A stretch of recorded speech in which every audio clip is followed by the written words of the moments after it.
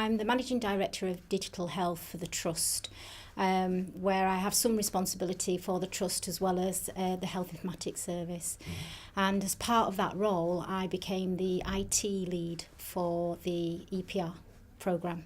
We've had quite a speedy digital transformation over the last 2 years, and that probably started 12 months before we started to build the EPR.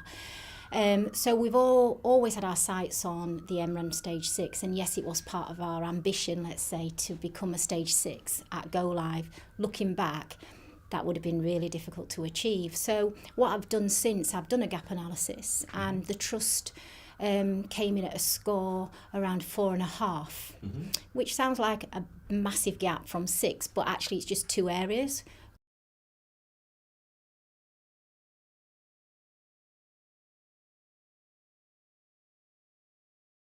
We'd started our digital journey by looking at different clinical and non-clinical systems. So 2 years before the programme, we started to scan notes so that we used an electronic document management system. So we were slowly getting our staff and workforce used to accessing information through technology rather than pieces of paper. We also introduced a number of other systems to again grow the digital maturity of the Trust and the people, because it's really important when you do a big project like this that you take people with you. So we introduced vital signs by Nerve Centre, which meant that literally every clinical person in the Trust needed to be able to use technology to care for the patients. And we then introduced a maternity system and a theatre system. These were all precursors to the bigger project around EPR, but they were all part of our journey around engaging workforce and technology.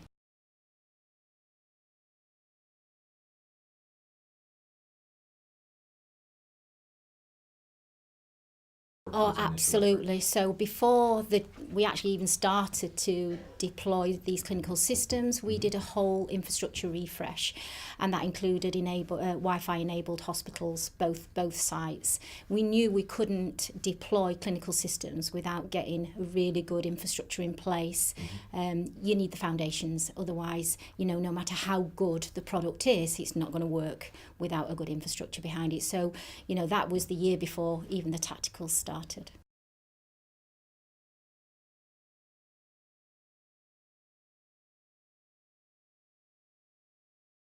I'm a great believer in spending time with the people that work for you, and I think the CHFT culture is very inclusive, and I believe my role was to make the HCI team feel like they work for CHFT. And so working with them was no different to working with a CHFT colleague. And I think we did a good job of that. And I didn't see any resistance from HCI. I think most of the people that worked on the project who came from HCI didn't feel they were contractors, or I'd hoped they wouldn't feel, because we spent a lot of time trying to work with them. So as an exec, I could have an office in Trust headquarters and sit behind a desk in front of a computer every day. That wouldn't be the way I would manage a project like this. I'd be right in and amongst it, accessible.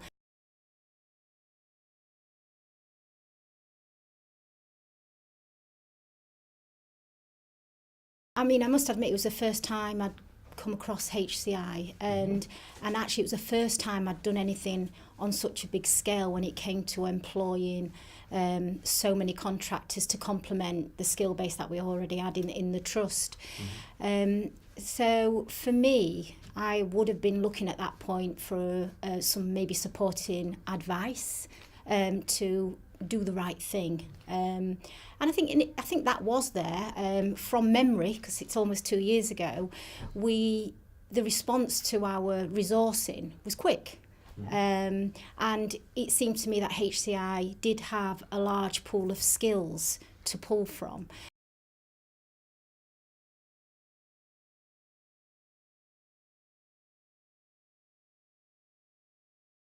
HCI held the right skill mix for what we needed, so that helped towards a successful go live. They were responsive, as in you used to often ring and say, I need somebody for the patient administration system, or I need somebody with some specific data migration skills. And I always felt there was responsiveness towards that. In hindsight, we were firefighting a little bit, and maybe there was that sort of preamble of understanding what was coming and having a little bit more time to do that might have made things happen smoother. Without having these skills as part of the programme, it wouldn't have been a success. Something like this cannot be delivered by pure trust staff. It would be almost impossible. Who've never done it before, never touched the product before. So having that skill base, which you clearly had, did actually contribute to success. There's no way getting around that. That did help.